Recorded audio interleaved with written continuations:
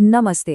हाल ही में भारत में एक ऐसा इवेंट हुआ जिसने आर्टिफिशियल इंटेलिजेंस की दुनिया में सचमुच हलचल मचा दी। India AI impact summit 2026। इसने पूरी दुनिया का ध्यान खींचा, पर सवाल ये है कि क्यों? तो चलिए थोड़ा गहराई में जाते हैं और समझते हैं कि इस ऐतिहासिक सम्मेलन में असल में हुआ क्या। जरा सोचिए, 80 से ज्यादा देश सभी नई दिल्ली में इकट्ठा हुए और सबका लक्ष्य सिर्फ एक, आर्टिफिशियल इंटेलिजेंस के भविष्य को एक नई दिशा देना। ये कोई मामूली मीटिंग नहीं थी, ये तो एक ग्लोबल मूवमेंट की शुरुआत थी। और देखते ही देखते नई दिल्ली दुनिया का एआई क्रॉसरोड्स बन गया। सच कहूं तो ये अब तक के सबसे बड़े एआई सम्मेलनों में से एक था, जिसने भारत को इस तकनीक पर होने वाली ग्लोबल बहस के बिल्कुल सेंटर में ला खड़ा किया।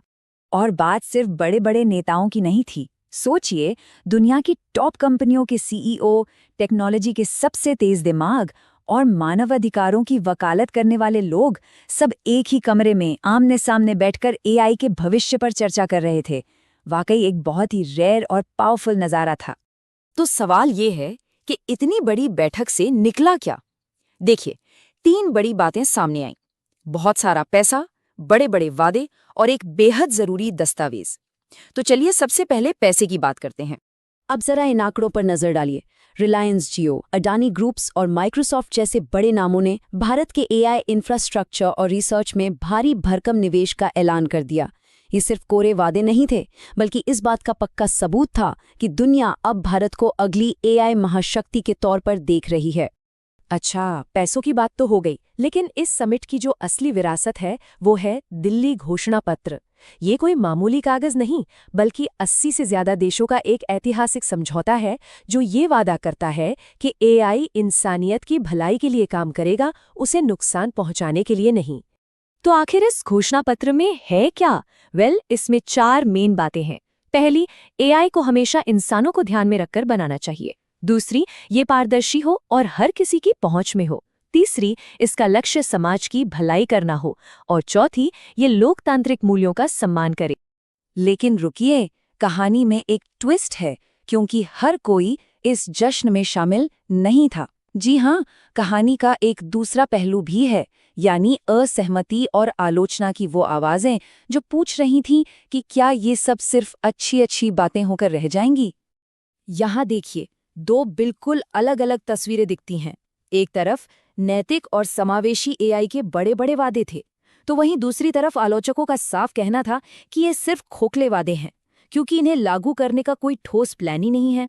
उनका आरोप था कि समिट ने एआई से जो असल नुकसान हो रहे हैं उन्हें नजरअंदाज किया और मुश्किल सवालों से किनारा कर लिया। एमनेस्टी इंटरनेशनल जैसे बड़े मानवाधिकार संगठनों ने तो सीधी सीधी बात कह दी। उनका बयान बिल्कुल साफ था, ये समिट बड़ी बड़ी कंपनियों और सरकारों पर लगाम कसने में पूरी तरह नाकाम रहा। उन्हें जवाबदेह ठहराने के लिए और भी कड़े नियमों की जरूरत है। और मामला यहीं खत्म नहीं हुआ। बिल गेट्स का अचानक समिट में ना आना, बाहर चल रहे युवाओं के विरोध प्रदर्शन और देशों के बीच टेक्नोलॉजी को लेकर तीखी बहसें, इन सब ने मिलकर माहौल को और भी ज्यादा तनावपूर्ण बना दिया था। इन सब विवादों के बीच ये नहीं भूलना चाहिए कि ये समिट भारत के लिए एक बहुत बड़ा दांव था। तो सवाल ये उठता है कि इस बड़े आयोजन के पीछे भारत की अपनी महत्वाकांक्षा क्या थी, वो क्या हासिल करना चाहता था? और इसका जवाब हमें सीधे प्रधानमंत्री मोदी के शब्दों में मिलता है। उन्होंने भारत को सिर्फ एक और एआई हब की तरह नहीं, बल्कि ग्लोबल साउथ यानी विकासशील देशों के लिए सस्ती और सुलभ एआई के एक चैंपियन के रूप में दुनिया के सामने पेश किया। तो भारत का प्लान क्या है? इसे 3 हिस्सों में आसानी से समझा जा सकता है। पहला, ऐसी एआई तकनीक बनाना जो सस्ती हो और हर कोई इस्तेमाल कर सके। दूसरा, विकासशील देशों की जरूरतों को प्राथमिकता देना। और सबसे जरूरी, तीसरा, ये सब कुछ एक लोकतांत्रिक दायरे में रहकर करना। तो इन सब बातों का आखिर मतलब क्या है? क्या इस समिट ने वाकई एआई का भविष्य बदल दिया, या फिर ये सिर्फ एक बड़ी घटना बनके इतिहास में दर्ज हो जाएगी? चलिए इसके असली महत्व को समझने की कोशिश करते हैं।